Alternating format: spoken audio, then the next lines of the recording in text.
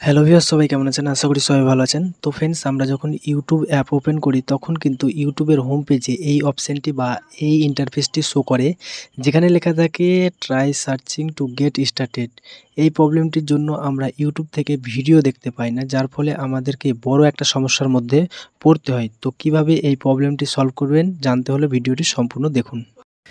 ভিডিওটি শুরু করার প্রথমে একটি রিকোয়েস্ট করব, চ্যানেলে নতুন এসে থাকলে চ্যানেলটিকে সাবস্ক্রাইব করুন আর পাশে থাকা বেল আইকনটি ক্লিক করে অল নোটিফিকেশন বাজিয়ে দিন পরবর্তী ভিডিও নোটিফিকেশন সর্বপ্রথম পাওয়ার জন্য। তো চলুন ভিডিওটি শুরু করা যাক।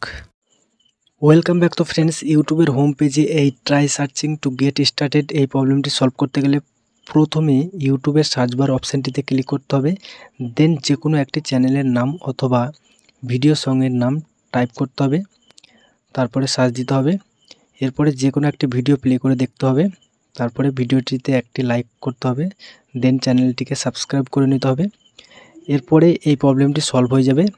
এখন আপনি ইউটিউবের হোম পেজ থেকে ভিডিও দেখতে পারবেন আর এই প্রবলেমটি পুরোপুরিভাবে সলভ হয়ে যাবে। তো এই প্রবলেমটি হয় আপনার ফোন রিসেট করলে, এবং আপনার ফোন যদি নতুন হয় তখন এই প্রবলেমটি দেখা যায়। এছাড়াও নতুন ফ্রেশ জিমেল তৈরি করলেও এই প্রবলেমটি দেখা যায়। তো এই ছিল আজকের ভিডিও। তো ভিডিওটি ভালো লাগলে লাইক এবং শেয়ার করবে।